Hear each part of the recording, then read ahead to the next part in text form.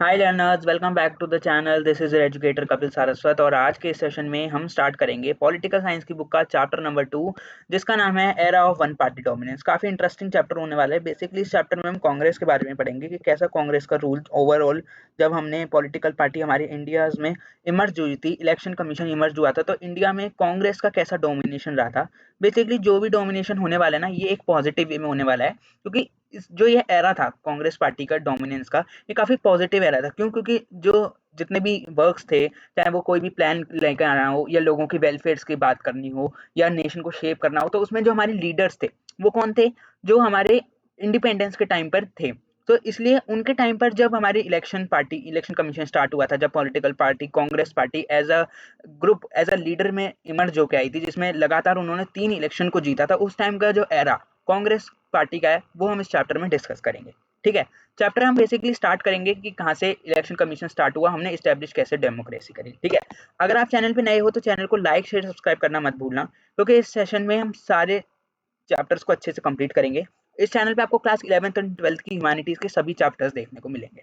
ठीक है, चैनल के साथ कनेक्ट रहो। पॉलिटिकल साइंस की तैयारी मैं आपकी काफी अच्छे से करा रहा हूँ। ऑलरेडी हमने बायोपोलैरिटी चैप्टर और चैलेंजेस ऑफ नेशन कवर कर लिया है, और लास्ट टू लास्ट वीडियो में हमने एक स्ट्रेटेजी भी डिस्कस करती थी, जिससे हम अपने पॉलिटिकल साइंस में काफी अच्छे मार्क्स स्कोर कर सकते हैं। ठीक है, तो अगर आपने वो वीडियोस नहीं देखे हैं तो डिस्क्रिप्शन में उनका लिंक है, जाके चेक करो। और अगर आपको पीडीएफ चाहिए हो इस सेशन की तो मुझे कमेंट बॉक्स में बताना, मैं आपको प्रोवाइड करके दूंगा। ठीक है, तो चलिए स्टार्ट करते हैं। फर्स्ट ऑफ ऑल हम देखते हैं हम इस चैप्टर में कौन कौन से टॉपिक्स को कवर करेंगे। ठीक है, फर्स्ट ऑफ ऑल हम देखेंगे चैलेंज ऑफ बिल्डिंग डेमोक्रेसी। ठीक है, देन हम देखेंगे इलेक्शन कमीशन का सेटअप कैसे हुआ। देन हम बात करेंगे फर्स्ट जनरल इलेक्शन की।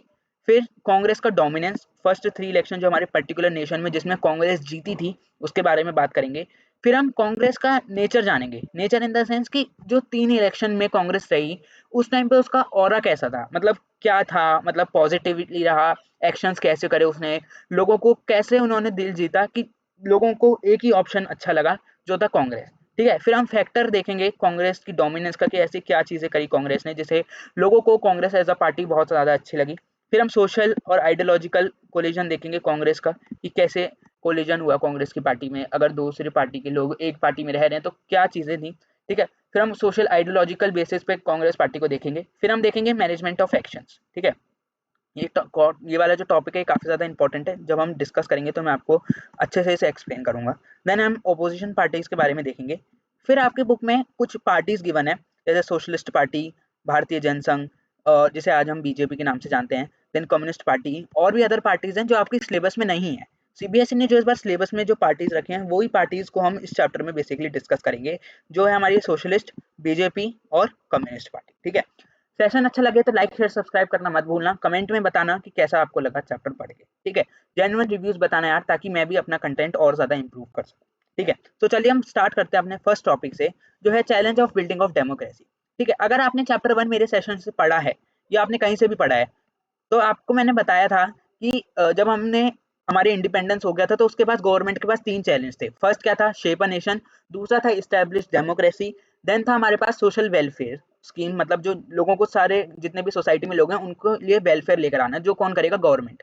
सो इस चैप्टर में बेसिकली हम इस्टेब्लिश डेमोक्रेसी, मतलब जो हमारा गवर्नमेंट का सेकंड चैलेंज था, उसे डिस्कवर करने वाले हैं। ठीक है, फर्स्ट चैप्टर में हमने शेप ऑफ नेशन अच्छे से देख लिया था, कि कैसे इलेक्शंस, मतलब कैसे हमारे नेशन शेप हुआ, कैसे हमने लोगों को स्टेट्स प्रोवाइड करा के दी, पार्टीशन वगैरह सब हमने उसमें अच्छे से पढ़ा। इस चैप्टर में बेसिकली हम इलेक्शन के बारे में देखेंगे, पॉलिटिकल पार्टीज के बारे में देखेंगे। देन जो नेक्स्ट चैप्टर है आपका planning of commission, planning and development वाला चैप्टर, वो वाला चैप्टर आज शाम को आपको मिल जाएगा चैनल पर। उसमें हम बेसिकली थर्ड चैलेंज अपना पढ़ रहे हैं। ठीक है, तो चलिए हम स्टार्ट करते हैं अपना chapter challenge of nation building. ठीक है, नेक्स्ट देखो, अब स्टार्ट करते हैं। The newly independent India decided to choose a path where we are deeply committed about democracy. देखो, अब यहाँ पे जो फर्स्ट लाइन लिखी है ना, इसका मतलब समझो। हमारे लीडर्स ने, नया इंडिपेंडेंट जो इंडिया था, उन्होंने पाथ क्या चूज करा अपनी कंट्री को रन करने के लिए? उन्होंने चूज करी डेमोक्रेसी। डेमोक्रेसी आपको पता है वर्ल्ड की बेस्ट फॉर्म ऑफ डेमोक्रेसी है। बेस्ट हम इस परस्पेक्टिव में कि मेजोरिटी जितनी भी कंट्रीज में हमने डेमोक्रेसी देखी है ना, वहां पर पीस और शांति मेंटेन हो रखी है। तो उस बेसिस पे हम ये कहेंगे डेमोक्रेसी अच्छी है, बट हम ये भी नहीं कहेंगे कि टोटली अच्छी है, कि अगर तुम अपनी कंट्री में डेमोक्रेसी लाओगे तो कुछ भी खराबा खून खराबा कुछ नहीं होगा, क्योंकि बेसिकली हमने भी अपनी कंट्री में डेमोक्रेसी रख के देखी है वर्ल्ड वॉर जैसी सिचुएशंस। तो हम ये नहीं कह सकते best form, but democracy is a better form than another form of government. ठीक है। सो हमारे जो लीडर्स थे वो काफ़ी ज़्यादा कॉन्शियस थे डेमोक्रेसी को लेकर, मतलब उनका इंडिपेंडेंस से पहले ही का था कि अगर हम अपनी कंट्री हमारी इंडिपेंडेंट होगी तो हम अपनी कंट्री में क्या लेके आएंगे, डेमोक्रेसी लेके आएंगे। क्यों? क्योंकि वो डेमोक्रेसी को प्रॉब्लम की तरह नहीं देखते थे जैसे अदर लीडर या अदर कंट्री डेमोक्रेसी को एज अ प्रॉब्लम देखती थी। हमारे लीडर डेमोक्रेसी को as a solving of problem देखते थे। क्यों सॉल्विंग ऑफ प्रॉब्लम? क्यों? बेसिकली देखो, अगर एक पर्टिकुलर ये एरिया है, ठीक है, इसमें जितने भी सिटीजन्स रह रहे हैं उनकी जो भी नीड्स हैं वो कौन फुल कर रहा है? ये इनकी जितनी भी नीड्स है पर्टिकुलर लोगों की, वो फुलफिल कौन कर रहा है? गवर्नमेंट कर रही है। ठीक है। सपोज जो हमारे जवाहरलाल नेहरू हैं, इन्होंने डेमोक्रेसी लेके आए इंडिया के अंदर। अब ये क्या करेंगे, जो पर्टिकुलर नीड्स हैं लोगों की उनको डिस्कवर करेंगे और उनके ऊपर वर्क करेंगे। तो इसमें उन्होंने क्या करा, प्रॉब्लम्स को सॉल्व करा। बट अदर नेशन वाले लोग क्या कहते हैं कि डेमोक्रेसी क्या करती है, प्रॉब्लम्स को बिल्ड करती है। ऐसा है क्या सच में? मेरे को तो नहीं लगता कि डेमोक्रेसी प्रॉब्लम बिल्ड करती है। ठीक है। हमारे लीडर्स ने डेमोक्रेसी को पाथ को चुना as a solving of problem. ठीक है। वो अपने बहुत ज्यादा क्लियर थे डेमोक्रेटिक के सिस्टम को लेकर जो उन्हें इंडिया के अंदर लेकर आना था। ठीक है। बट कुछ कन्फ्लिक्ट्स अदर कंट्रीज में रोज हुए डेमोक्रेसी को लेके, जिसकी वजह से हमने ये स्टार्टिंग के 2 पॉइंट पढ़े। क्या कॉन्फ्लिक्ट से? बेसिकली लोगों को लगता था कि डेमोक्रेसी बेस्ट फॉर्म नहीं है यार। देखो, बेस्ट फॉर्म तो बेस्ट तो कोई भी चीज नहीं होती। तुम कोई कितनी अच्छी अच्छी कितनी चीज ले आओ, कमी हर चीजों में निकल जाएगी। बट हम ये कह सकते हैं कि कंपैरिजन वाइज अगर देखें तो डेमोक्रेसी बेस्ट है यार, ऑब्वियसली बेस्ट है। क्यों? अगर तुम किसी कंट्री में मोनार्की देखते हो, मोनार्की में क्या हो रहा है, एक पर्टिकुलर किंग है, ठीक है, उसका अगर वो मर गया तो उसका बेटा आएगा, उसका बेटा भी तो वही काम करेगा जो उसका राजा उसके पापा जी कर रहे थे। ठीक है। तो मतलब जो किंग काम कर रहा था वो उसका बेटा करेगा। तो डिफरेंस क्या हुआ? डेमोक्रेसी में आप अपने हिसाब से गवर्नमेंट चुन रहे हो, आपके पास एक क्लियर पाथ है कि हम इस गवर्नमेंट को चुन रहे हैं तो हम क्या चाहते हैं, हमारी कंट्री कैसी होगी। ठीक है। तो इस चीज में democracy is the best form. But other countries में कॉन्फ्लिक्ट वगैरह भी चलते हैं डेमोक्रेसी लेके, बट उन चीजों से, उन कॉन्फ्लिक्ट से हमारी गवर्नमेंट को कुछ भी फर्क नहीं पड़ा। उनके लिए democracy system is the best to be applied on the India. क्योंकि यार देखो, हमने 2000 साल से ब्रिटिशर्स के अंदर रह के ये चीज समझ गए थे कि लोगों को चाहिए क्या। ठीक है। अगर हम किसी स्मॉल पेजेंट की बात करें तो उसे अपने एक विलेज में क्या चाहिए कि वो अपने एग्रीकल्चर इतने अपने मनमानी से करे या इतने अच्छे तरीके से एग्रीकल्चर करे ताकि उसको रिवेन्यू उस चीज का अच्छा मिले। ठीक है। तो इन छोटी छोटी चीजों को गवर्नमेंट ने समझा, उस हिसाब से वो डेमोक्रेसी को लेकर आए। Then they applied that democracy is the best form of government. इसी सिस्टम को हम अपने इंडिया के अंदर इमर्ज करेंगे, then our country will be successful. As you know, results are very simple. Results यार बहुत ज्यादा क्लियर है। क्लियर किस पर्सपेक्टिव में? तुम्हें पता है वर्ल्ड की बेस्ट डेमोक्रेसी किसके पास है? इंडिया के पास है। तो ऑब्वियसली फॉर इंडियंस, डेमोक्रेसी को चूज करना as a government is the best decision. ठीक है। चलो अब हम बेसिकली स्टार्ट करते हैं डेमोक्रेसी का फर्स्ट स्टेप। देखो, डेमोक्रेसी का मेन स्टेप हमने क्या देखा कि डेमोक्रेसी में हम क्या करते हैं, अपनी गवर्नमेंट को अपने हिसाब से चूज करते हैं। तो ये एक बेस्ट चीज हमारी जो जनता या हमारी जो गवर्नमेंट है वो लेकर आई, जो कहता है इलेक्शन कमीशन। देखो, मैंने क्या बताया, गवर्नमेंट डेमोक्रेसी में हम अपने हिसाब से गवर्नमेंट को चुनते हैं। तो गवर्नमेंट चुनने के लिए क्या करना पड़ेगा, लोगों से इलेक्शन करवाने पड़ेंगे। इलेक्शन का मतलब क्या होता है? एज यू नो, हम अपनी गवर्नमेंट को चूज करेंगे वोट देके। ठीक है। मतलब हम जाएंगे एक पर्टिकुलर जहाँ पे बूथ लगा होगा इलेक्शन वाला, हम अपनी गवर्नमेंट को चुन के आएंगे।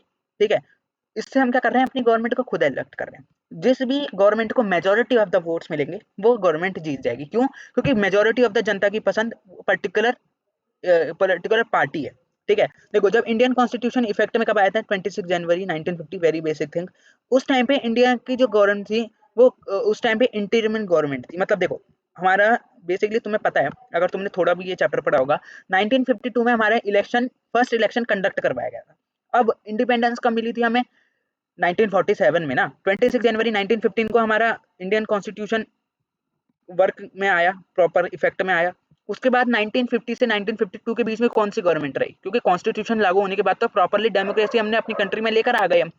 उस टाइम तक इंटीरियम गवर्नमेंट रही थी। इसका क्या मतलब? बेसिकली जो जैसे क्या हो रहा है ना, जैसे कोई भी उस टाइम पे इतना ज्यादा डेवलपमेंट नहीं करा गया इन द सेंस। हाँ, लोगों को ये परेशानी है, तो जो बेसिकली हमारे जो लीडर्स हैं, जवाहरलाल नेहरू, डॉक्टर अंबेडकर, ठीक है, गांधी जी की तो उस टाइम तक डेथ हो चुकी थी, और सरदार पटेल, सुभाष चंद्र बोस, जितने भी लीडर्स थे ना, वो क्या करते थे, जनता की हेल्प कर दिया करते थे। बट 1952 से बेसिकली चीज क्या स्टार्ट हुई कि हम इलेक्शन, प्रॉपर इलेक्शन कमीशन अपनी कंट्री के अंदर लेकर आएंगे ताकि एक परफेक्ट गवर्नमेंट लोगों की नीड्स को फुलफिल करे। ठीक है।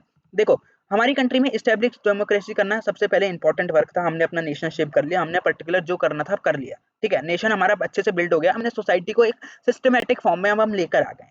ठीक है। अब हमारा नेक्स्ट फर्स्ट प्रायोरिटी सबसे ज्यादा क्या थी? फर्स्ट प्रायोरिटी थी डेमोक्रेसी को अच्छे से अप्लाई करना। वो कब अप्लाई होगी? जब हम जनरल इलेक्शंस को क्या करवाएंगे, कंडक्ट कराएंगे। तो इसी के साथ इंडिया ने क्या कराया, फर्स्ट जनरल इलेक्शन को क्या कराया, कंडक्ट करवाया। देखो जब हमारा कॉन्स्टिट्यूशन प्रैक्टिस में आया तो इलेक्शन कमीशन 1950 में क्या हुआ, सेटअप हुआ, जनवरी 1915, वेरी वेरी इंपॉर्टेंट डेट, इसे याद कर लेना, ठीक है।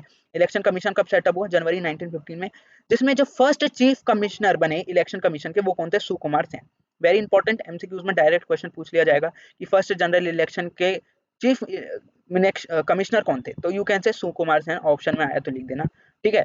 एज पर द ऑब्जर्वेशन, जो सुकुमार की ऑब्जर्वेशन थी उसके थ्रू इलेक्शन कमीशन था ना, due to the size of our nation it is difficult to conduct fair election. उनके ऑब्जर्वेशन के थ्रू उन्होंने क्या ऑब्जर्व करा, हमारी कंट्री में, उन्होंने अपनी राय देते हुए बेसिकली क्या बताया, उन्होंने ये बताया, देखो जब हमारी ये इतनी पर्टिकुलर इतना बड़ा नेशन है, अलग अलग डाइवर्सिटी के लोग हमारे नेशन के अंदर रहते हैं, तो उस हिसाब से हमारी कंट्री में एक फेयर इलेक्शन कंडक्ट कराना ये काफी ज्यादा मुश्किल है। क्यों? देखो क्योंकि फेयर इलेक्शन का मतलब क्या हो रहा है कि पर्टिकुलर हर लोग क्या करें, वोट दें आके, वोट दें आके, बेसिकली मतलब क्या हुआ कि सबका इक्वल पार्टिसिपेशन हो, चाहे वो 18+ के लोग हों, ठीक है, यूथ हो, या वो वुमेन्स हो, या वो मेंस हो, या बेसिकली ओल्ड एज के लोग हों, उनका क्या हो, इक्वल पार्टिसिपेशन हो किसके अंदर, वोट फेयर इलेक्शंस को कंडक्ट करवाने के बेसिस पे। एज यू नो, पिछले पिछले चैप्टर में मैंने आपको एक चीज बताई थी कि मणिपुर के अंदर फर्स्ट यूनिवर्सल एडेंट फ्रेंचाइज के बेसिस पे इलेक्शन कंडक्ट कराए थे। अगर आपको वो डेट याद है तो प्लीज मुझे कमेंट बॉक्स में बताना कि वो इलेक्शन कब कंडक्ट कराए गए थे, ठीक है। मैंने आपको उस वीडियो में 3-4 बार बताया था कब कंडक्ट कराए थे। बहुत ज्यादा सिंपल आंसर है, नहीं बता पाओगे तो I will tell you, but try करना, क्योंकि मैंने तुम्हें चैप्टर डीपली एक्सप्लेन करा है, तो तुम्हें भी याद होना चाहिए अगर तुम पढ़ रहे हो अच्छे से, ठीक है। देखो अब सुकुमार सेन ने क्या बताया कि हमारी कंट्री में पर्टिकुलर इलेक्शन कमीशन, अगर हम इलेक्शन कमीशन सेटअप कर रहे हैं तो इलेक्शन को करवाना फेयर बेसिस पे काफी ज्यादा डिफिकल्ट होगा हमारे नेशन के लिए। फेयर क्यों होगा? क्योंकि इक्वल पार्टिसिपेशन चाहिए ना। अब देखो, अब हमारी कंट्री में ना फर्स्ट टाइम इलेक्शन करवाए गए कब, 1950 में, ठीक है।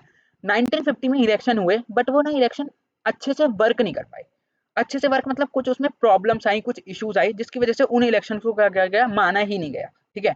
अब हम यही चीज जानेंगे कि वो कौन सी प्रॉब्लम्स और इश्यूज थी जो उस टाइम पे लोगों को झेलनी पड़ी फर्स्ट इलेक्शन कंडक्ट कराने में। अब तुम कहोगे फर्स्ट इलेक्शन तो 1952 में हुए थे, बट एक 1950 में भी हुए थे वो इलेक्शन, बट उनको उनके रिजल्ट को खारिज कर दिया गया, उनको माना ही गया। हम बेसिकली हम अपनी कंट्री में कब कहते हैं कि हमने फर्स्ट इलेक्शन कब कंडक्ट कराए, 1952 के अंदर हमने फर्स्ट इलेक्शन कंडक्ट कराया। इसी डेट को तुम याद रखना, 1950 वाली को डेट को याद मत रखना। उस टाइम पे बस ये प्रॉब्लम इशू को अच्छे से याद रख लेना कि क्या इशूज आए, ठीक है, इलेक्शन कमीशन के सेट होने के बाद जो इलेक्शन हुए थे उसमें, ठीक है।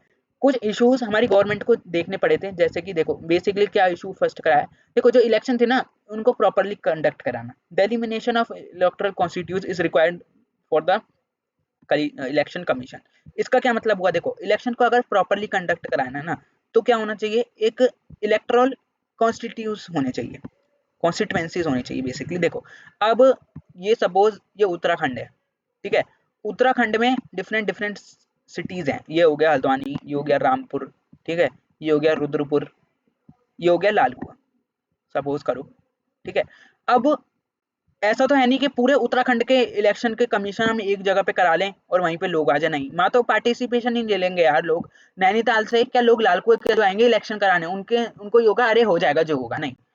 इसीलिए इस चीज का सॉल्यूशन निकालने के लिए लोगों ने क्या करा, जैसे पर्टिकुलर सिटी है, ये हो गया हल्द्वानी, यहाँ पे एक इलेक्शन बूथ या हम इलेक्शन कॉन्स्टिट्यूएंसी लगाई, रुद्रपुर में भी लगाई, ठीक है, रामपुर में भी लगाई, ठीक है, एक सेकेंड पेन क्यों नहीं काम कर रहा, ठीक है, और एक कहाँ लगाई, लालकुआं में भी लगाई, एक सपोज नैनीताल में भी लगा दी।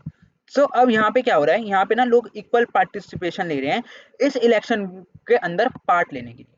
समझ रहे हो तुम, मैंने तुम्हें क्या बताया?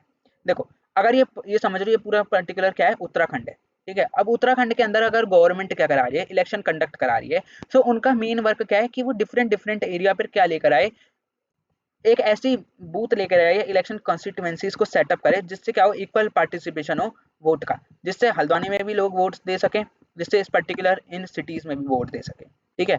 इसलिए मेन गवर्नमेंट ने क्या करा, इलेक्शन इलेक्ट्रल कॉन्स्टिट्यूट लगाई, मतलब एक ऐसा पर्टिकुलर एरिया सेटअप करा जहां पर लोग आए और आकर वोट दे के चले जाएं। समझ गए? नेक्स्ट क्या हुआ, preparation of electoral rolls for the citizen who can vote was the important and difficult task to require one more time. देखो यहाँ पर क्या हुआ, जो इलेक्टोरल रोल थे, मतलब जो सिटीजन्स थे वो वोट कर रहे हैं, उनके लिए एक इम्पोर्टेंट और एक डिफिकल्ट टास्क भी है। क्यों? क्योंकि ये ऐसी चीजें ना हमारी कंट्री में फर्स्ट टाइम हो रही है यार। क्यों? ब्रिटिशर्स के रूल तुम कभी किसी को वोट देने गए थे? नहीं। इसलिए तो हम कह रहे हैं कि फर्स्ट टाइम जब हमने अपने लोगों को इलेक्शन कंडक्ट कराया ना, तो बहुत ज्यादा प्रॉब्लम्स आई। क्यों? क्योंकि देखो हमारी जो majority of the population, majority से भी ज्यादा मैं कहूँ तो हमारी जो पॉपुलेशन थी क्या थी?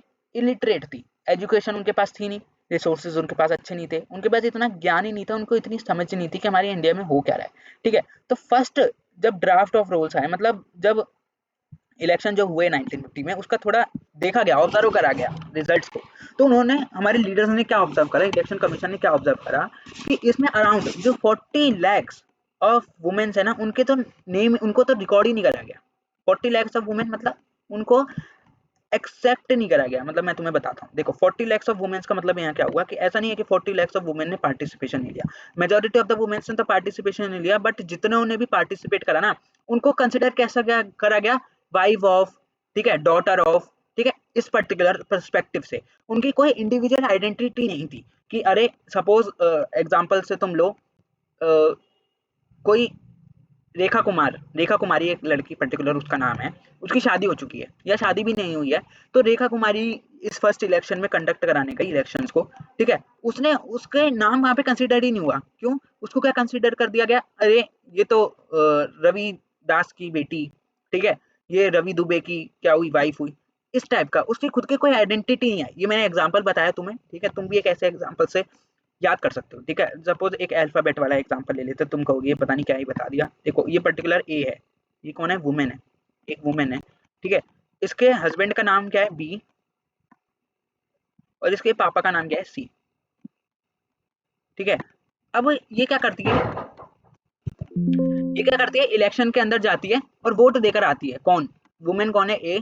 ये क्या करती है, इलेक्शन के अंदर जाती है और वोट देकर आती है पर्टिकुलर जिसको भी, इस लीडर को जिसे ये चुनना है। ठीक है, अब ये गई वोट देने गई, अब इसका नाम क्या वहां पर रखा गया, देखो ये वोट दे के आई, इसको बेसिकली क्या कंसिडर कर लिया गया कि ये बी की वाइफ है, ठीक है, या तो ये सी की बेटी है। समझ गए? इनकी खुद की पर्सनल कोई आइडेंटिटी इस पर्टिकुलर एरिया में है ही नहीं। मैं तुम्हें यही बताना चाह रहा हूँ, ठीक है, जिसकी वजह से इनके वोट्स को एक्सेप्ट ही नहीं करा गया। ठीक है, क्योंकि देखो यार, ऐसे तो किसी पर्टिकुलर फादर की 4-5 बेटी हैं, ठीक है, अब 4-5 बेटी में हम ऐसा थोड़ा ना कह सकते हैं कि इस पर्टिकुलर सी की इस बेटी ने इसको वोट दिया, उसके हस्बैंड ने, उसकी वाइफ ने इसको ये वोट दिया, नहीं, ऐसा नहीं हो सकता ना। इसलिए इस टाइप के इलेक्शन में हमने फर्स्ट की मेजर प्रॉब्लम हमें देखने को मिली। ठीक है, देखो इतने बड़े इलेक्शन को कंडक्ट कराने के लिए ना, first of all election commission को बहुत ज्यादा डिफिकल्टीज भी फेस करनी पड़ी। क्यों? क्योंकि 17 करोड़ जो वोटर थे ना, वो क्या थे, एजिबल थे वोट करने के लिए। 17 करोड़ एजिबल वोटर्स थे वोट करने के लिए। ठीक है, अराउंड 3200 एमएलएस थे।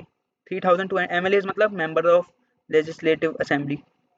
एक सेकेंड, 3200 क्या थे, एमएलएस थे, और 489 मेंबर्स थे लोकसभा के अंदर।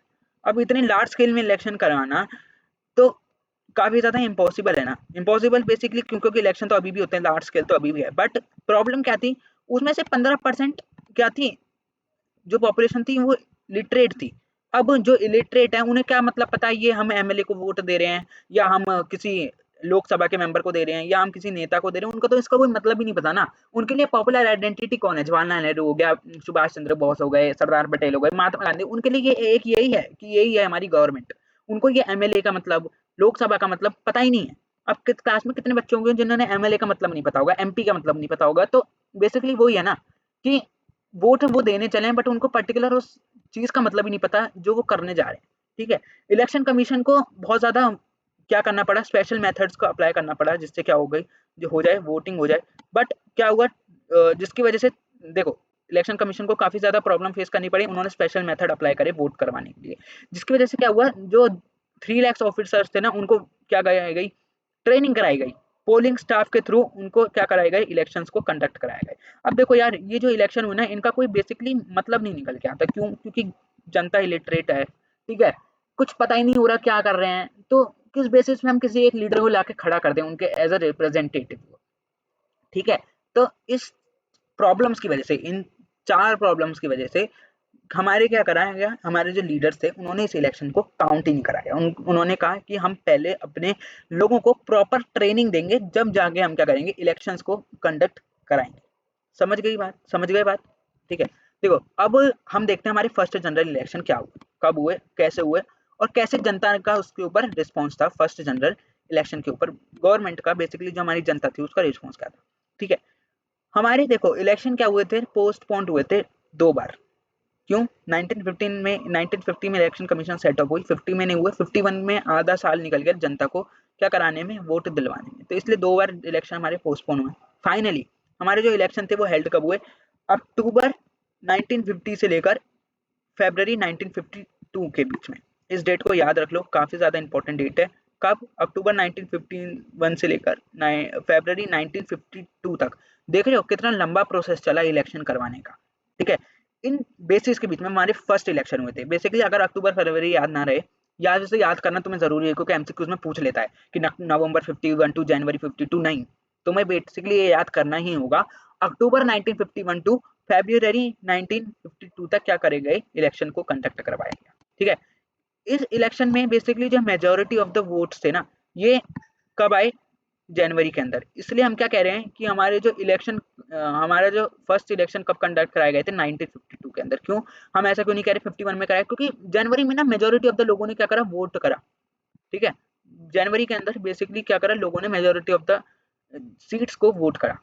6 महीने लग गए कैंपेन कराते कराते, लोगों को वोट कराते कराते, ठीक है। जिसमें क्या हुआ, पोलिंग हुई, काउंटिंग करा गया, काउंटिंग को कंप्लीट करा गया। जो इलेक्शन की जो कॉम्पिटिटिव थे, मतलब जो एवरेज और जो मेजोरिटी जो कैंडिडेट्स थे, उनकी सीट को चुना गया। फिर रिजल्ट को एक्सेप्ट करना काफी ज्यादा इंपॉर्टेंट था। क्यों? क्योंकि फेयर और इवन तरीके से क्या होना चाहिए, इलेक्शन होने चाहिए। जो जीता है उसको जीता घोषित करो, जो हारा है उसको हारा घोषित करो, ठीक है। जो फर्स्ट जनरल इलेक्शन था 1952 वाला, वो इंडिया के लिए एक लैंडमार्क बन चुका था। क्यों? हिस्ट्री ऑफ डेमोक्रेसी में। क्यों? क्योंकि इतने बड़े, हम कहते हैं ना, इतने बड़े स्केल में जो इलेक्शन हुए थे वो फर्स्ट टाइम कंडक्ट कराए गए थे किसी भी कंट्री के अंदर, ठीक है।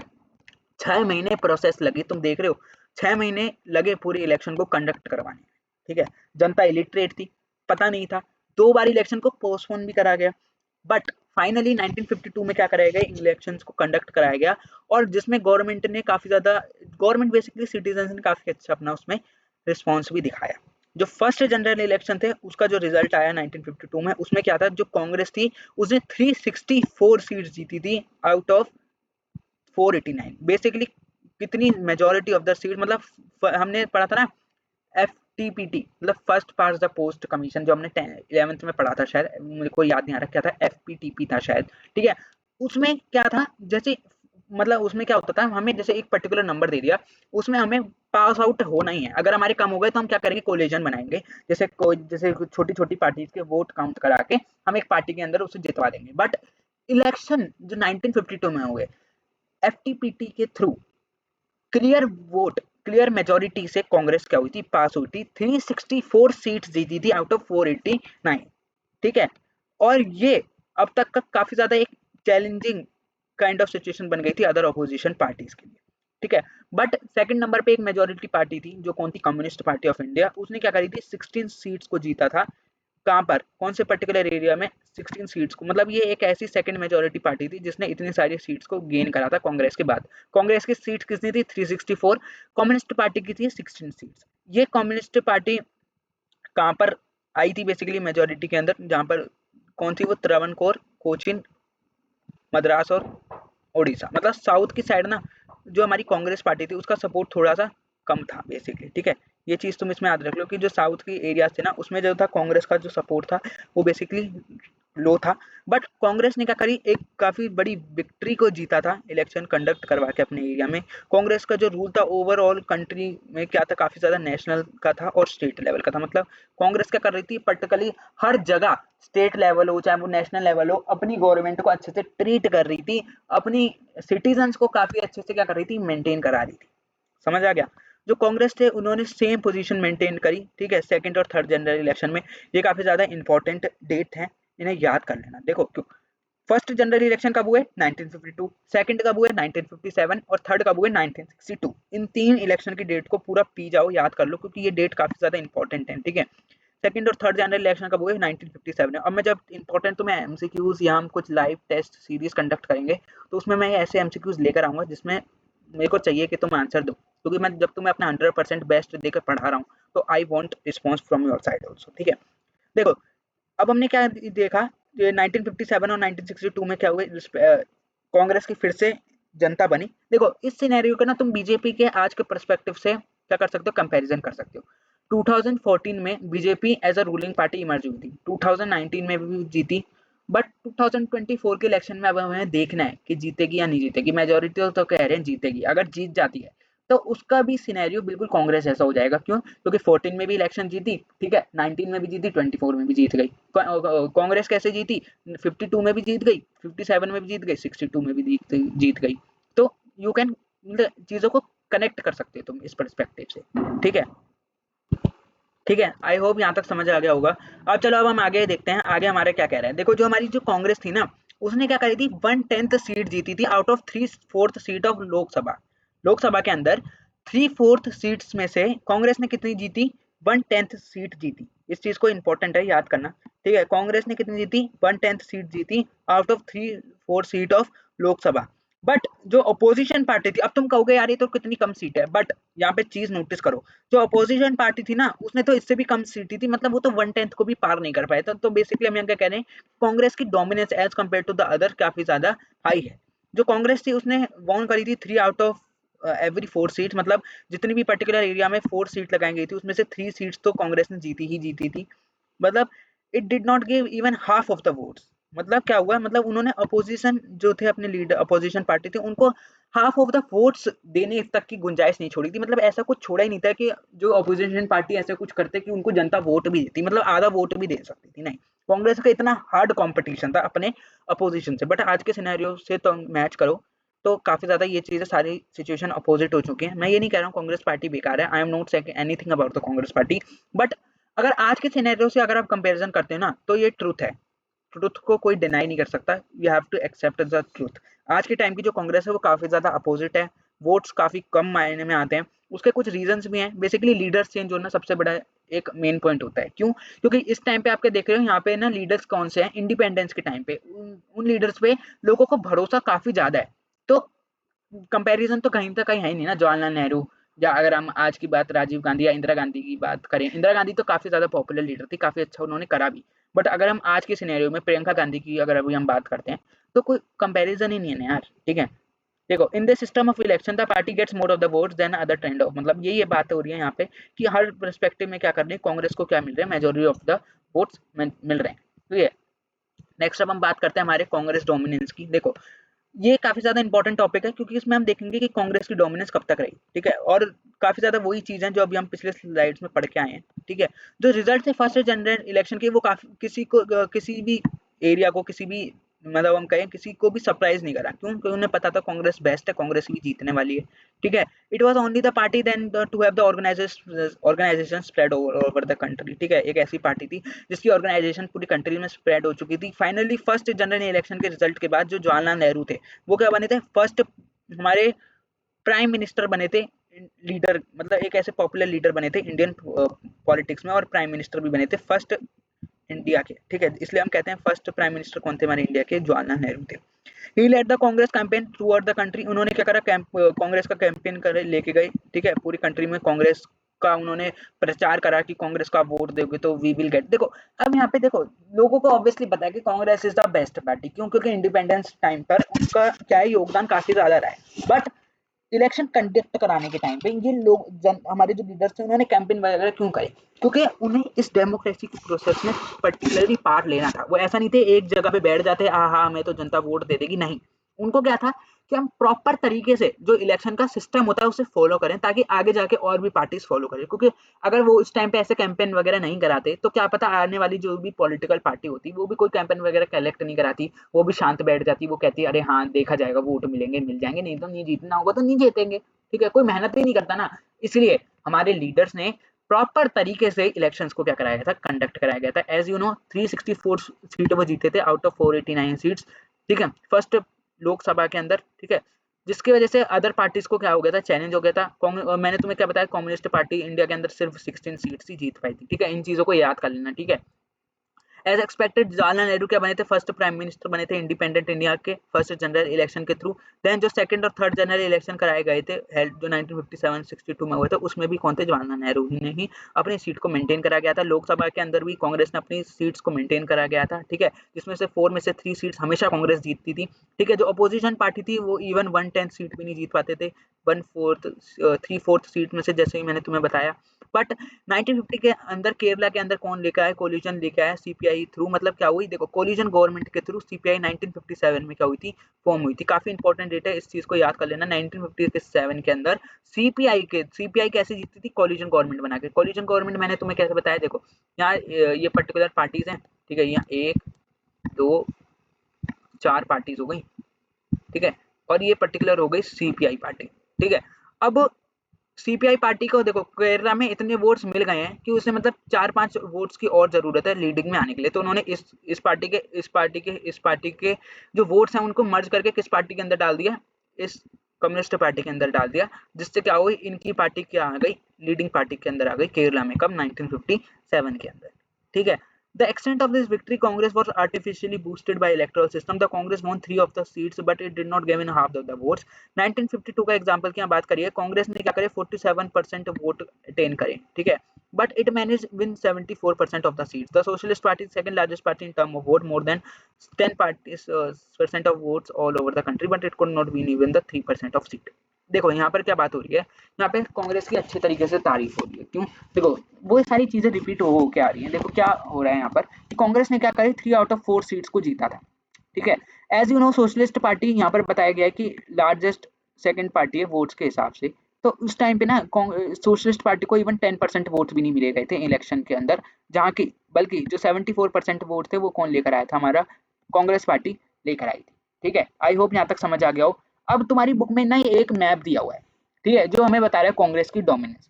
एज यू नो देखो मैंने तुम्हें क्या बताया, कांग्रेस कहाँ पे नहीं जीत पाई थी, इस केरला वाले एरिया में नहीं जीत पाई थी 1957 के अंदर, ठीक है।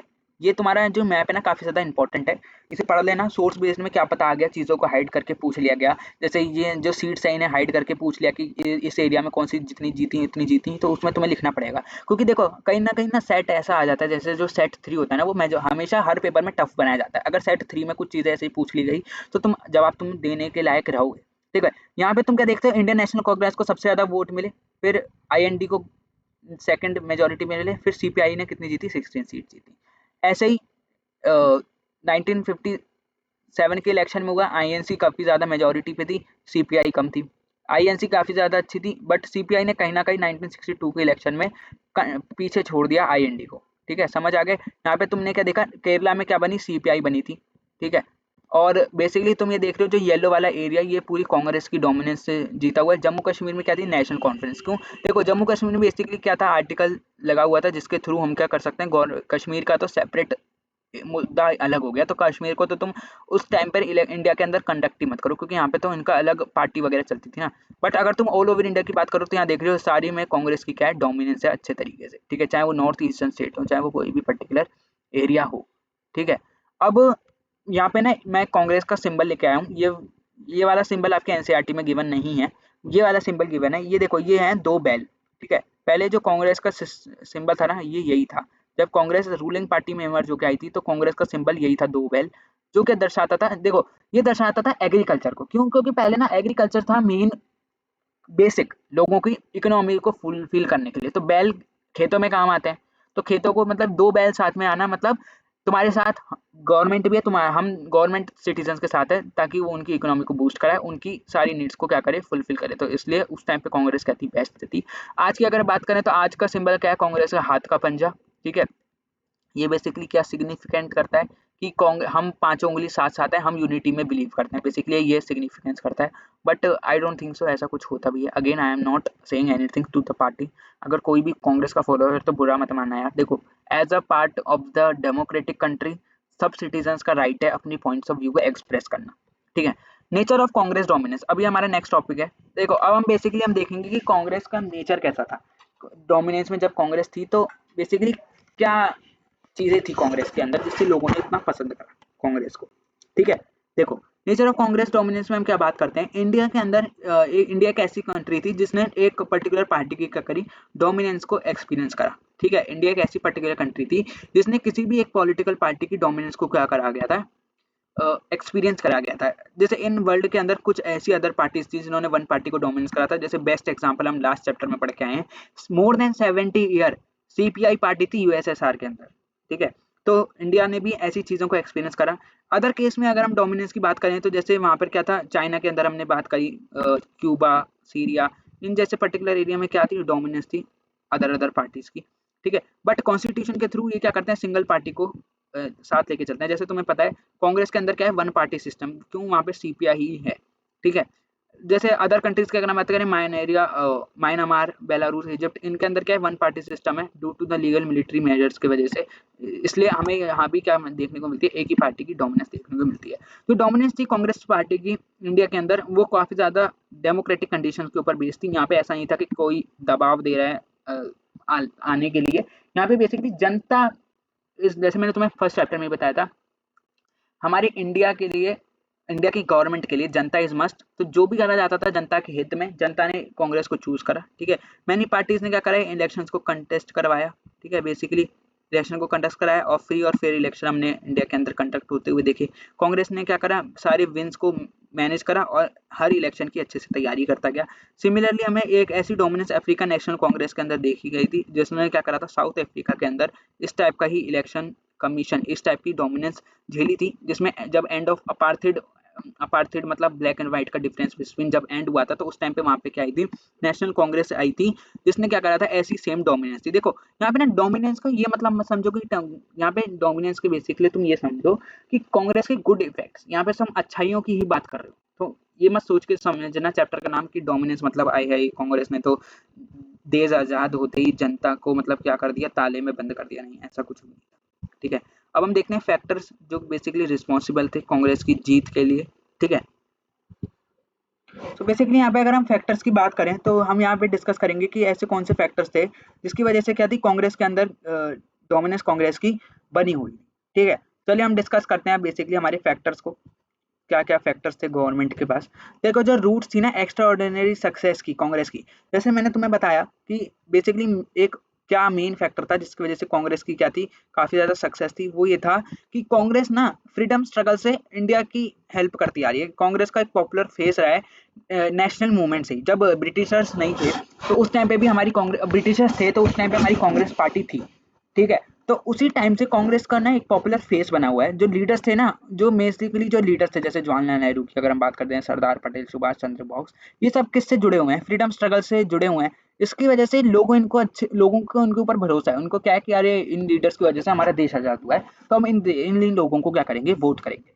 ठीक है, जो कांग्रेस था वो क्या था, ऑलरेडी एक वेल ऑर्गेनाइज्ड पार्टी थी। बाय द टाइम जो अदर पार्टी थी वो हमेशा स्ट्रेटेजी को सोचती रहती थी, बट जो हमारी जो जितनी देर वो सोचने में लगाते थे वो लोग, उतनी टाइम में तो हमारी जो कांग्रेस पार्टी थी वो क्या करती थी, रूल्स रेगुलेशंस को इम्प्लीमेंट करना स्टार्ट कर देती थी, अपने कैंपेन को बिगिन भी कर देती थी। इनफैक्ट जो अदर्स जो पार्टीज थी वो फॉर्म कब हुई थी, अराउंड इंडिपेंडेंस और आफ्टर दैट। बट जो कांग्रेस थी वो ऐसा फर्स्ट, उसके पास फर्स्ट ब्लॉक एडवांटेज था। क्यों, क्योंकि वो इंडिपेंडेंस के टाइम की पार्टी है और ऑल ओकरस द इंडिया वो स्प्रेड हो चुकी है, लोगों को बारे में पता है कांग्रेस के पार्टी में।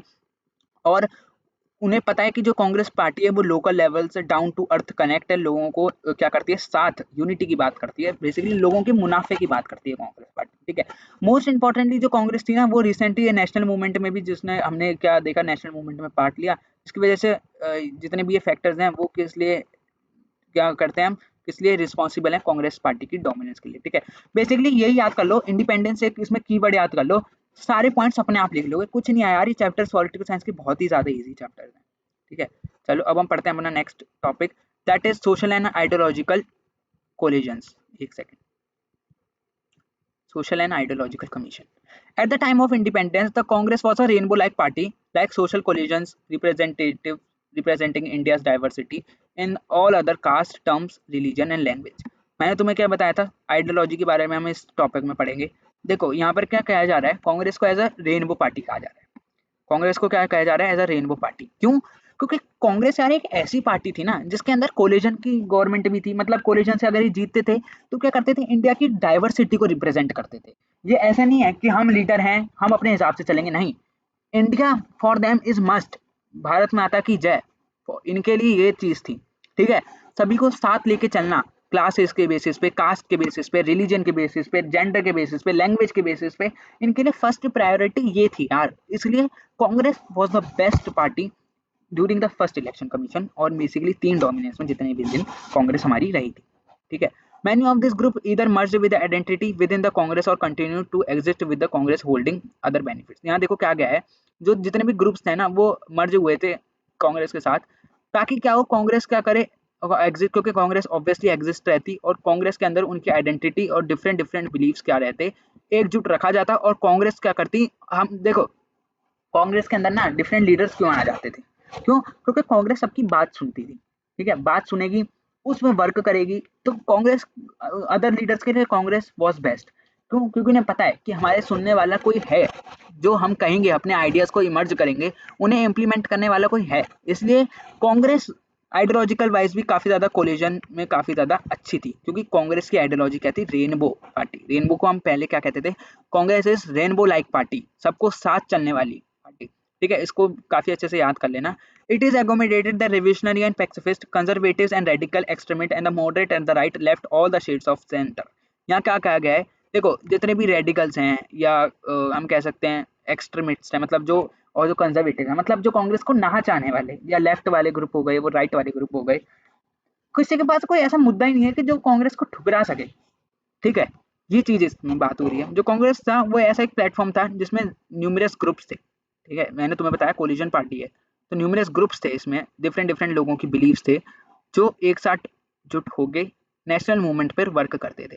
Despite of differences in method of policies, Congress manage to contain and resolve differences and build the cause. आपको ऐसा है नहीं कि कांग्रेस में कभी कोई लड़ाई झगड़े नहीं हुए, पर जो लड़ाई झगड़े हुए ना, उनको बेस्ट से बेस्ट तरीके से कांग्रेस ने सॉल्व करा। ठीक है, अब हम देखते हैं management of factions. Management of factions का मतलब क्या है, देखो सबसे पहले मैं तुम्हें एक फैक्शंस का मतलब बता देता हूँ। फैक्शंस का मतलब क्या होता है, जब एक पार्टी किसी भी, देखो पहले मैं तुम्हें ये वाला थर्ड वाला पैराग्राफ पढ़ लो, तभी तुम्हें ऊपर के 2 पैराग्राफ अच्छे से समझ आ जाएंगे, 2 पॉइंट समझ आ जाएंगे। If a group was not satisfied with in the position of the party, कोई ग्रुप है, कोलिजन पार्टी की अगर हम बात करें, ठीक है, मैंने तुम्हें बताया कि कांग्रेस क्या है, कोलिजन पार्टी है।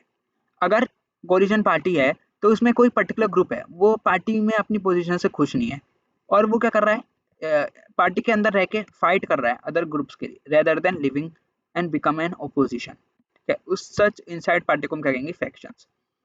सबसे सिंपल चीज यही है, समझो इसको। देखो ये कांग्रेस है, ठीक है, अब थोड़ी ड्राइंग मेरी खराब है और बेसिकली कंप्यूटर पे होती भी नहीं है ज़्यादा अच्छे से। ये पर्टिकुलर एक ग्रुप है, ये पर्टिकुलर एक ग्रुप है, ठीक है, ये पर्टिकुलर एक ग्रुप है, ये पर्टिकुलर एक ग्रुप है। ठीक है, अब पेन का कलर चेंज करने दो 1 मिनट, मैं तुम्हें बताता हूँ। ये चैप्टर खत्म ही होने वाला है, काफ़ी छोटा चैप्टर था हमारा ये। एनसीईआरटी में बच्चे डरते हैं, अरे क्यों पढ़ा दिया ये, बेसिकली सिलेबस में भी तुम्हारे इसी साल आए, पहले 3-4 साल से सिलेबस में था ही नहीं है चैप्टर। काफ़ी अच्छा चैप्टर होना चाहिए सिलेबस में। ये पर्टिकुलर एक ग्रुप है, ठीक है, जो अपनी पार्टी के अंदर अपनी पोजीशन से खुश नहीं है। इसको क्या लग रहा है कि मुझे ना एक काइंड ऑफ बैकवर्ड टाइप का बना दिया है, मतलब कि मुझे ना सबका पार्टिसिपेशन इक्वल है, मेरा कंट्रीब्यूशन कम है, या मेरे को कंट्रीब्यूट ही कम करा जा रहा है। देखो ये चीज समझ लो, जैसे मॉनिटर वाले एग्जांपल से समझो। ठीक है, एक क्लास में डिफरेंट डिफरेंट बच्चे हैं, ठीक है, टॉपर वाले एग्जांपल से समझो आज तुम। ठीक है, क्लास में डिफरेंट डिफरेंट बच्चे हैं, उसमें से 3-4 लोग टॉपर है। ठीक है, अब जो बच्चा क्लास में बिल्कुल भी नहीं पढ़ता, उसको कहीं ना कहीं डिप्राइव्ड फील होगा कि अरे यार मैं भी काश पढ़ लेता तो मैं भी अच्छे मार्क्स स्कोर कर लेता। तो वो ऐसे तो है नहीं कि टॉपर ना बनने के गम में वो क्लास छोड़ के चले जा रहा है, नहीं मैं क्लास 12th पढ़ूंगा ही नहीं, मैं तो अब सीधा कॉलेज करूंगा, ऐसा ऐसा तो नहीं है ना। बट क्लास के अंदर रह के वो टॉपर से सीख रहा है कि अरे मुझे सिखा दो, मैं पढ़ूं कैसे। ठीक है, तो इस चीज को तुम मैनेज करो, इस चीज को, सिचुएशन को समझो। देखो ये कांग्रेस पार्टी है, जो बड़ा सर्कल है, इसके अंदर जो छोटे छोटे सर्कल हैं ये अदर अदर ग्रुप्स हैं कोलिजन के। ठीक है, अब ये जो ग्रुप है, ये जो पर्टिकुलरली जो मैंने ब्लू पेन से मार्क करा है, ये अपने आप को डिप्राइव्ड फील करा रहा है। ठीक है, अब ये अपनी प्रॉब्लम्स को क्या करेगा ना, इन इन तीनों ग्रुप्स के साथ सॉल्व करेगा, रेदर देन इनके साथ लड़ाई झगड़े करने के लिए। ए तू इतना अच्छा क्यों बन रहा है रे, अपने आप को ज्यादा अच्छा मत बन, ये ऐसा कुछ नहीं करेगा, ये समझेगा अरे तुम मुझे भी ऐसी कुछ चीजें बताओ ताकि मैं भी तुम्हारी लोगों की तरह बन सकूं। तो ये क्या है, एक सेंस ऑफ ह्यूमैनिटी, एक सेंस ऑफ एक अच्छी चीज है। तो इसी को हम कहते हैं फैक्शंस, मतलब अपनी पार्टी के अंदर रहना, लड़ाई झगड़ों को सॉल्व कर लेना rather than become an opposition party. मतलब अब ये जो लड़का डिप्राइव्ड फील कर रहा है अपना, सॉरी ग्रुप डिप्राइव्ड फील कर रहा है अपने आप को, अभी ऐसा तो है नहीं पार्टी से बाहर चले जाए और कांग्रेस पार्टी का क्या बन जाए, ऑपोजिशन। नहीं, ये पार्टी में रह के चीजों को समझ रहा है और अच्छे से वर्क कर रहा है। तो ये कौन है, ये फैक्शन है। ठीक है, ये क्या है, फैक्शंस है। समझ आ गया ये तुम्हें पर्टिकुलर पॉइंट क्या होता है फैक्शंस। फैक्शंस ऐसा ग्रुप होता है जो इनसाइड द पार्टी रहता है, सारे अच्छी चीजों को बुरी चीजों के साथ मैनेज करता है, या जो उसने गलत करा है या उसके साथ गलत हो रहा है उस चीज में क्या करता है, वो नेगोशिएशन करता है और पार्टी के अंदर ही रहता है rather than become an opposition party instead of being a weakness factionalism become a strength of the congress। देखो कांग्रेस की एक स्ट्रेंथ क्या है, यूनिटी, वो सबको साथ लेके चलता है। ठीक है, यही एक कांग्रेस को अच्छी तरीके से स्ट्रेंथ देता है। तो सिस्टम है फैक्शन का, वो फंक्शन कैसे करता है, as a balancing mechanism with the ruling party. देखो जो ये सिस्टम है ना फैक्शंस का, इससे ना ये पार्टी काफी अच्छी तरीके से बैलेंस हो रही थी। क्यों, क्योंकि अब तुम देख रहे हो किसी पार्टी में लड़ाई झगड़े नहीं होंगे तो काफी अच्छी चीजें रहेंगी ना, वो तो क्यों लड़ाई झगड़े नहीं हो रहे, पार्टी अच्छी चीजों से मैनेज करके चल रही है। ठीक है, अब आते हैं हम फर्स्ट 2 पॉइंट को। The collision like character of the Congress made it stronger inclusive in the following veg. अब जो इसका एक कोलिजन लाइक कैरेक्टर है ना, कोलिजन लाइक कैरेक्टर मतलब जो सबको साथ लेने वाला कैरेक्टर, देखो ये क्या करता है ना, एक पार्टी को स्ट्रॉन्ग बनाता है। क्यों, जो कोलिजन एकोमोडेट्स वो क्या करता है, सबको एक साथ लेके चलना, सारे इश्यूज को बैलेंस करके चलना। ठीक है, कॉम्प्रोमाइज करना। ठीक है, और inclusiveness of the basic character of the coalition, मतलब कुछ भी चीज गलत हो रही है उस पर इंस्टेड ऑफ दंगे फसाद करना, चीजों को मैनेज करना सीखो यार। यही चीज इसमें बता रही है, जिसकी वजह से जो स्ट्रेटेजी है कांग्रेस की, ये अपनी पार्टी को खुद डेवलप्ड करती है। ठीक है, इश्यूज और कंसर्न्स को समझना, उनके लिए क्या करना, कुछ स्टेप्स लेना। ठीक है, कोई आइडियोलॉजी बनाना, यही चीज कांग्रेस को क्या करती है, best form of best political party बनाती है। जो कोलिजन नेचर है ना कांग्रेस का, वो डेवलप्ड कैसे होता है, सारे टॉलरेंस को, इंटरनल डिफरेंसेस को झेल के, उनके साथ एकोमोडेट होके, सबकी नीड्स और एस्पिरेशंस को फुलफिल करके कांग्रेस क्या करती है, बेस्ट पार्टी के रूप में हमें इमर्ज होती हुई नजर आती है। आई होप तुम्हें यहाँ तक समझ आ गया होगा। देखो जो कांग्रेस एज अ पार्टी है ना, ये क्या करती है, सभी चीजों को मैनेज करके हुए चलती है, और इसका ना कंट्रीब्यूशन फ्रीडम स्ट्रगल से काफी ज्यादा रहा है, इसलिए चीजों को साथ कनेक्ट कर पाती है और चीजों को क्या कर पाती है, समझ पाती है। ठीक है, विद दिस हमने ये मैनेजमेंट ऑफ फैक्शन वाला भी समझ लिया। फैक्शन वाला अगर तुम्हें समझ आ गया हो तो अच्छी बात है, नहीं आए तो मुझे कमेंट बॉक्स में बताना। ठीक है, ऐसा सच कुछ नहीं है, अगर कोई भी एक पर्टिकुलर ग्रुप अपने आप को डिप्राइड फील करता है बट वो उसके उसमें अपोज करने के वाला अपना नेगोशिएशन से बातें संभाल लेता है, तो उसे हम क्या कहते हैं, factions, instead of going to the opposition party. ठीक है, in the early years of their lot of mutual respect between the leaders and the Congress and those opposition। अभी हम क्या पढ़ रहे हैं, इमरजेंस ऑफ अपोजिशंस। ठीक है, एक सेकेंड बस पेन ले लूं। In the early years, there was a lot of mutual respect between the leaders and the Congress for the opposition। अभी एक काफी ज्यादा इंपॉर्टेंट लाइन है, ठीक है, मैं इसे हाईलाइट करना भूल गया, ये काफी ज्यादा इंपॉर्टेंट लाइन है। क्यों, देखो इंस्टेड ऑफ हम दंगे फसाद करना लोगों से, मतलब ऐसा कुछ कर लेना, घपला वगैरह कर लेना जिससे दूसरी पार्टी जीते, इन सब चीजों को साइड रख के कांग्रेस के क्या थी ना, काफी ज्यादा म्यूचुअल रिस्पेक्ट थी अपने ऑपोजिशन के लिए। क्यों, क्योंकि गवर्नमेंट जो क्या करती है, जो हमारी जो कांग्रेस के अंदर जो अदर लीडर्स है ना, उन्होंने क्या इंटीरियम गवर्नमेंट में वर्क कर रखा है इंडिया के अंदर, तो उन्हें पता है कि लोगों के जैसे डिफरेंट डिफरेंट लीडर्स हैं, तो उनकी वो अपनी बातों को किस तरीके से रखना चाह रहे हैं। ठीक है, जैसे अपोजिशन लीडर हो गए doctor B R Ambedkar, Shyam Prasad Mukherjee, ये इसे ना एक अपोजिशन लीडर की कैबिनेट के अंदर ये 2 लीडर्स आते थे। ठीक है, जवाहरलाल नेहरू ना क्या करते थे, इनके साथ मैनेज कर देते थे। क्यों, क्योंकि इनको इनको क्या करते थे, इनके साथ नेगोशिएशन करने की कोशिश करते थे। उनका मेनली मानना क्या था कि अब देखो हमने इंडिया के अंदर इतनी मुश्किल से तो आज़ादी लाए हैं, तो उस आज़ादी को वेस्ट ना करते हुए हम अच्छे तरीके से वर्क कर दें। ठीक है, ताकि जिससे हम क्या कर सकें, बेस्ट फॉर्म ऑफ डेमोक्रेसी को बना सकें। ठीक है, इसलिए हम यहाँ कह रहे हैं कि कांग्रेस क्या है, एक बेस्ट फॉर्म है जो अपने ऑपोजिशन के साथ भी क्या करती है, म्यूचुअल रिस्पेक्ट बनवा के रखती है। जैसे कि यहाँ पे बताया गया है कि जो जवाहरलाल नेहरू है ना, ये सोशलिस्ट पार्टी के साथ भी क्या करते हैं, उनको कहते हैं कि तुम अपोजिशन पार्टी में मत रहो। उनके जो लीडर हैं जयप्रकाश नारायण, उनको कहते हैं कि तुम हमारी पार्टी में आ जाओ, या तुम हमारे साथ नेगोशिएशन कर लो, हमारी गवर्नमेंट को ज्वाइन कर लो, जिससे हम और काफ़ी अच्छे म्यूचुअल रिस्पेक्ट के साथ अपनी रिलेशनशिप को अच्छे करते हुए लोगों को और क्या कर सकें, अच्छे वेलफेयर स्कीम और अच्छी पॉलिसीज को क्या कर सकें, प्रोवाइड कर सकें, इंस्टेड हम पॉलिटिकल दंगे करने से अच्छा। ठीक है, जो ये फर्स्ट फेज था ना डेमोक्रेटिक पॉलिटिक्स का, वो जो क्या था ना, काफी ज्यादा यूनिक था। ये तो हमें चीजें आज की गवर्नमेंट में देखने को मिलती है, क्या कभी बीजेपी कांग्रेस को कहती है कि तुम हमारे साथ आके मिक्सअप कर लो, हम बेस्ट में से बेस्ट आउटपुट निकाल के देंगे गवर्नमेंट को? नहीं। आज के टाइम पे तो कंपटीशन है। इलेक्शन के टाइम पे गवर्नमेंट क्या करती है, अपने प्रचार करना शुरू कर देती है। हमने 4 साल में ये करा, तुम हमें वोट दे दो। हमने 5-6 साल में ये करा, तुम हमें वोट दे दो। तो इंस्टेड ऑफ डूइंग दिस, अपना तुम अपना काम पे ध्यान दो ना। बेसिकली यही बात हो रही है यहाँ पे, ठीक है। इसलिए जो ये फेस था कांग्रेस का, ये काफी ज्यादा बेस्ट था एक किसी भी डिफरेंट सेक्शन के ग्रुप्स को संभालने के लिए, ठीक है।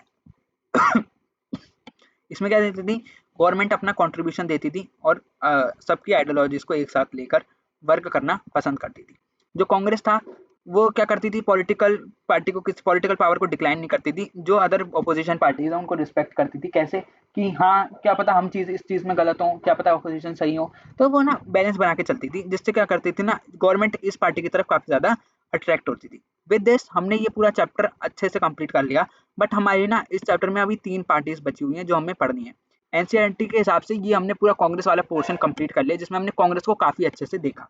अब हम पार्टीज वाला पोर्शन स्टार्ट करते हैं, जिसमें हम 3 पार्टीज को पढ़ेंगे। इसमें मैं तुम्हें काफी ज्यादा बेसिक चीज लेके आया हूँ। तुम्हें जो मैंने इन स्लाइड्स में लिखा है ना पार्टीज के बारे में, उसके बाहर कुछ याद ही नहीं करना, ठीक है। सोशलिस्ट पार्टी को फर्स्ट ऑफ ऑल हम डिस्कस करते हैं। जो हमारी जो सोशलिस्ट पार्टी थी, एक सेकंड बस पेन लेने दो। तो हमारी जो सोशलिस्ट पार्टी थी ना, वो काफी मास मूवमेंट के थ्रू फॉर्म्ड हुई थी। मतलब जब नेशनल कांग्रेस जब बनी थी ना 1934 में, आचार्य नरेंद्र देव के द्वारा, ठीक है। इस चीज को याद कर लो। जो इंडियन नेशनल कांग्रेस थी वो फॉर्म कब हुई थी, 1934 में, by Acharya Narendra Dev. Later it was separated by socialist party in the 1948 with the ideology of democratic socialism and criticized capitalism. देखो सोशलिस्ट पार्टी ना पहले हमारी जो ये कांग्रेस पार्टी इसी के अंडर थी, कोई डिफरेंट पार्टी नहीं थी। बट 1934 से निकल के जो जयप्रकाश नारायण है, उन्होंने क्या करी, एक नई पार्टी सामने लेकर आए, जिससे क्या कहते हैं सोशलिस्ट पार्टी। विद आइडियोलॉजी, उनकी आइडियोलॉजी ये थी कि हम डेमोक्रेटिक सोशलिज्म लेकर आए, मतलब हम गवर्नमेंट का बेस्ट रोल लेकर आए इंडिया के अंदर। और क्या करें, ये कैपिटलिज्म नाम की बला को क्या करें, अपोज करें। ये हमें कैपिटलिज्म रखना ही नहीं है, इसको क्या कर दो, अपोज कर दो, ठीक है। तो सोशलिस्ट पार्टी है वेंट थ्रू मैनी स्प्लिट्स, ठीक है। सोशलिस्ट पार्टी काफी ज्यादा स्प्लिट्स से गुजरी, ठीक है, जिसकी वजह से अदर सोशलिस्ट पार्टी भी फॉर्म हुई इस सोशलिस्ट पार्टी के अंदर ही रह के, जैसे किसान मजदूर प्रजा, ठीक है, पार्टी, प्रजा सोशलिस्ट पार्टी, सोशलिस्ट अमयुक्त पार्टी। इन्हें याद हो जाए तो याद कर लो, बाकी कोई ऐसी जरूरत नहीं है। बस इसमें याद कर लो कि पार्टी कब बनी, कौन इसका मेन लीडर था। कौन था मेन लीडर, जयप्रकाश नारायण इसके मेन लीडर थे। और अदर लीडर्स भी थे, जैसे Achyut Patwardhan, Ashok Mehta, Acharya Narendra Dev, Ram Manohar Lohia, doctor M J Joshi among the leaders वो द कहते हैं सोशलिस्ट पार्टी। बट जो मेन लीडर है वो मैंने येलो पेन से हाईलाइट कर रखे हैं, जो कौन थे, जयप्रकाश नारायण। इसमें ये किसी के लिए याद कर लो, 1934 के अंदर ये कांग्रेस के अंदर थी, जिसमें बट जो आचार्य नरेंद्र देव थे, कांग्रेस पार्टी जिन्होंने फॉर्म कराई थी वो थे आचार्य नरेंद्र देव। 1934 में कांग्रेस पार्टी फॉर्म हुई। कांग्रेस पार्टी से 1948 के अंदर ये स्प्लिट हुई, किस चीज को बढ़ावा देने के लिए, डेमोक्रेटिक सोशलिज्म फैलाने के लिए और कैपिटलिज्म को अपोज करने के लिए। मेन लीडर कौन थे, जयप्रकाश नारायण, ठीक है। अब देखते हैं भारतीय जनसंघ को डिस्कस करते हैं। ये कब फॉर्म हुई थी, 1950 के अंदर फॉर्म हुई थी। फॉर्म किसने करा था, श्याम प्रसाद मुखर्जी इस पार्टी के फाउंडर थे। इनकी आइडियोलॉजी क्या थी, वन कल्चर वन नेशन, ठीक है। इनको क्या था, इन्हें क्या बनाना था, इंडिया और पाकिस्तान को अखंड भारत बनाना था। इनकी ये आइडियोलॉजी थी बेसिकली, ठीक है। इनकी आइडियोलॉजी क्या थी, इंडिया पाकिस्तान फिर से दोस्त हो जाए, एक नेशन बने। पूरा जो पाकिस्तान में जैसे ये पूरा इंडिया, और ये जैसे ये वाला पार्ट इंडिया का है, तो ये वाला पार्ट पाकिस्तान का है। तो ये क्या होना चाहिए, एक ही ग्रुप बनाना चाहिए, वन नेशन वन यूनिटी। इनका यूनिटी बेसिक था, अखंड भारत इनको बनाना था, जैसा पहले था पार्टीशन से पहले, वैसा इनको भारत बनाने का इनका क्या था, मेन मोटो था। 1950 के अंदर Jana Sangh remained on the margins of electoral politics was able to secure only 3 Lok Sabha seat in 1952। देखो 50 के इलेक्शन के अंदर इन्होंने ज्यादा सिक्योर सीट नहीं करी। 52 के इलेक्शन के अंदर इन्होंने 4 सीट्स हासिल करी लोकसभा के अंदर, बल्कि 1950 के अंदर इन्होंने 3 सीट्स हासिल करी।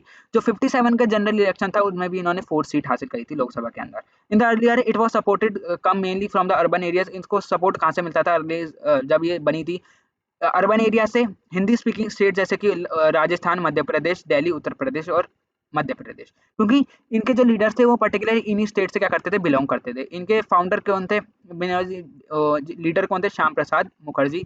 बाकी दीप दयान उपाध्याय और बलराज माधोक याद कर सकते हो, ठीक है। बेसिकली कब बनी थी, 1951 में बनी थी। श्याम प्रसाद मुखर्जी इसके लीडर थे। और 52 में इन्हें 3 लोकसभा सीट मिली थी, 57 में 4 सीट्स मिली थी।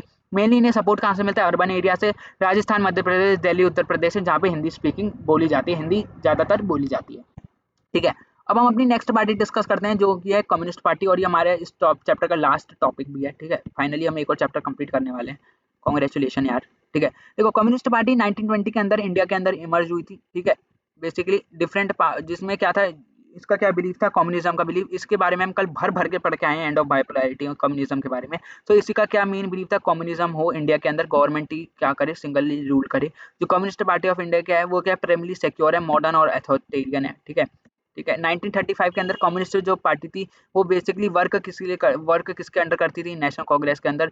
जो पार्टीज थी उसने क्या टुक प्लेस करा 1941 में, जो कम्युनिस्ट ने क्या डिसाइड करा कि हम ब्रिटिशर्स को सपोर्ट करेंगे against the war of Nazi Germany. ठीक है, इन्होंने क्या करा, जो नाजीज्म था जर्मनी के अंदर जो फैला हुआ था, उस चीज को भी अपोज करने के लिए उन्होंने इंडिया के अंदर भी दंगे वगैरह करे कि नाजी को हम अपोज करेंगे। ठीक है, ए के गोपालन इस पार्टी के इंडिया के अंदर फाउंडर है। ठीक है, इंडिया की बात हो रही है, नॉट ओवर द वर्ल्ड। ए के गोपालन इंडिया के अंदर इस कम्युनिस्ट पार्टी को क्या लेकर आए थे, जिनकी बेसिकली क्या आइडिया थी, कम्युनिज्म वाली आइडिया थी कि गवर्नमेंट सेक्टर हो इंडिया के अंदर।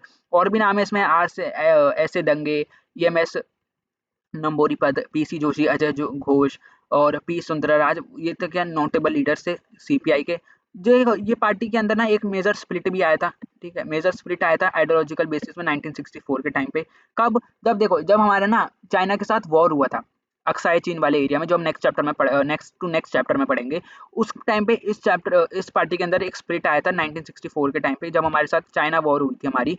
तो उस टाइम पे क्या हुआ था, सीपीआई और सीपीआईएम में क्या हो गई थी, पार्टी डिवाइड हो गई थी। जो सीपीआई थे वो क्या करते थे, सीपीआई वाले क्या थे, जो कम्युनिज्म को फॉलो करते हैं, और जो सीपीआईएम वाले थे जो बेसिकली कम्युनिस्ट पार्टी के फॉलोअर हैं, बट चाइना ने जो उनके साथ करा उनको क्या करेंगे, अपोज करेंगे। ठीक है, इसलिए ये पार्टी दो चीज में डिवाइड हो गई, सीपीआईएम और सीपीआई। ठीक है, इसमें मेनली याद कर लो 1920 में फॉर्म हुई थी, ए के गोपालन ने इसे फॉर्म करा था। ठीक है, मेन लीडर इनके ए के गोपालन थे। 1941 के अंदर इन्होंने बहुत दंगे करे नाजिज्म को सपोर्ट करने के लिए इंडिया के अंदर। 1964 में इसमें स्प्लिट देखने को मिला सीपीआई और सीपीआईएम के थ्रू। फाइनली चैप्टर खत्म होता है, कंक्लूजन को एक बार हम डिस्कस कर लेते हैं। ठीक है, जो पार्टी थी, देखो हमने इस चैप्टर से क्या सीखा कि वन पार्टी जो डोमिनेंट थी, one party dominant state is a system जहाँ पे मेजोरिटी ऑफ द रूल क्या कर सकती है, वन पॉलिटिकल पार्टी को क्या कर सकती है, सक्सेसिवली बोन करा सकती है। ठीक है, जिसमें क्या हो, लार्ज मेजोरिटी के पीपल हो एक ही पार्टी को क्या कर रखे हैं, वोट कराएं। वो पार्टी कौन सी हो जाती है, डोमिनेंट पार्टी, जो रूलिंग पार्टी में है। ठीक है, इसके पास क्या होते हैं, ज़्यादा कोलिशंस और ज़्यादा अलायंसेज नहीं होती, जिसकी वजह से जो स्मॉलर पॉलिटिकल पार्टीज हैं उसका क्या बनती है, वो रिजल्ट बनती है। देखो कोलिजन में हमें कंक्लूजन में हमें बेसिकली क्या बताया जा रहा है, देखो किसी भी एक पार्टी का डोमिनेशन रहना एक काफी पॉजिटिव वे में होता है, क्योंकि एक पार्टी डोमिनेंस में जब ही रहती है जब जनता के लिए वो हित में वर्क कर रही हो। ठीक है, अब जो अपोजिशन होते हैं, जो पार्टी के साथ, जो रूलिंग पार्टी अगर वो किसी पार्टी के साथ रिलेशनशिप मैनेज नहीं कर पा रही, तो वो क्या बन जाते हैं, कोलिजन पार्टीज बन जाती हैं, और बेसिकली स्मॉलर पार्टीज वो फॉर्म हो जाती हैं। समझ आ गया। अगर ये चैप्टर में कहीं भी दिक्कत हुई तो मुझे प्लीज़ बताना, क्योंकि मैंने अपने पूरे मेहनत से इस चैप्टर को पढ़ा है, काफ़ी इजी चैप्टर था। फाइनली जो हमारा ये चैप्टर है ये भी खत्म हो जाता है, हमने एक और चैप्टर कंप्लीट कर लिया। कल हमने अल्टरनेटिव सेंटर बायोपोलैरिटी खत्म करा था, उससे पहले चैलेंजेस ऑफ नेशन बिल्डिंग, आज हमने era of one party dominance chapter भी खत्म कर दिया है। काफ़ी इंटरेस्टिंग चैप्टर था। अगर लेक्चर पसंद आए तो चैनल को लाइक शेयर सब्सक्राइब करना मत भूलना। चैनल का नाम है ह्यूमैनिटीज़ आर्मी। अगर चैनल के साथ नए नए जुड़े हो तो यार सपोर्ट करो प्लीज़।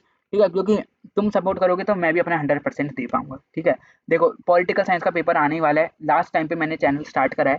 ठीक है, क्योंकि मैं तुम्हें चाहता हूँ बेस्ट से बेस्ट कंटेंट प्रोवाइड करना। ठीक है, अगर तुम्हें लेक्चर बिल्कुल ज़रा सा भी अच्छा लगा हो तो लाइक शेयर सब्सक्राइब करना मत भूलना। अपने ओपिनियंस कमेंट बॉक्स में ज़रूर बताना, ताकि मैं अपने जो गलतियाँ हैं उन पे वर्क कर सकूँ। जो भी तुम्हें चीज़ कहीं भी समझ नहीं आई तो मुझे प्लीज़ बताना। सेशन की पीडीएफ चाहिए तो मुझे कमेंट बॉक्स में बता देना, मैं तुम्हें सेशन की पीडीएफ भी प्रोवाइड करा के दूंगा। ठीक है, और अगर जो मैंने तुमसे एक क्वेश्चन पूछा था बेसिकली कि यूनिवर्सल एडेंट फ्रेंचाइज की बेसिस पर इलेक्शन मणिपुर में कौन सी ईयर को कंडक्ट कराए गए थे, उसका आंसर भी मुझे कमेंट बॉक्स में बताना मत भूलना। ठीक है, टिल देन मिलते हैं हम नेक्स्ट लेक्चर में, जिसमें हम एक और ऐसा अमेजिंग सा चैप्टर कंप्लीट करेंगे। देखो आज की डेट में, जैसे आज हमारा 5 मार्च है, तो मैं आज को ना आज 2 लेक्चर्स अपलोड करने वाला हूँ अपने चैनल पे। देखो एक तो होगा era one party dominance, next होगा प्लानिंग एंड कमीशन डेवलपमेंट। क्योंकि यार देखो वो चैप्टर काफ़ी छोटा सा है और मैं चाहता हूँ कि तुम एक दिन में 2 चैप्टर तो आराम से कंप्लीट ही कर सकते हो। ठीक है, क्योंकि वो चैप्टर काफ़ी ज़्यादा छोटा है, उसकी जो नेक्स्ट वीडियो आएगी ना वो बेसिकली 15-20 मिनट की ही होगी या आधे घंटे तक की ही होगी। ठीक है, तो अगर तुम्हें लेक्चर अच्छा लगा हो तो चैनल के साथ जुड़े रहना। ठीक है, कमेंट बॉक्स में बताना नेक्स्ट चैप्टर कौन सा चाहिए। ठीक है, बेसिकली हम नेक्स्ट चैप्टर कर रहे होंगे अल्टरनेटिव सेंटर्स ऑफ पावर, मैं तुम्हें अभी बता देता हूँ। ठीक है, टिल देन हैप्पी लर्निंग। अच्छे से पढ़ो, बोर्ड्स आने वाले हैं, टेंशन मत लेना है, ठीक है। और चैनल पे मैं आपको सोशियोलॉजी और हिस्ट्री भी प्रोवाइड करने वाला हूँ, तो चैनल के साथ कनेक्ट रहना, ठीक है। तो मिलते हैं हम नेक्स्ट लेक्चर में। Till then stay safe, stay by, stay home. अच्छे से पढ़ो, मेहनत करो, चैनल के साथ कनेक्ट रहो, जो भी दिक्कत हो मुझे बताते रहो। बाय।